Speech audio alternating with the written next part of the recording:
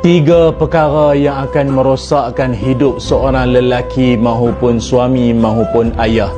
Pertama sekali adalah apabila dia terlibat dengan soal wanita ni, cinta ketiga ke, kayu tiga ke, ataupun curang ni. Hati-hati. Ingat, kita ni suami, jangan buat benda tak elok belakang-belakang, walau orang tak nampak, Allah nampak.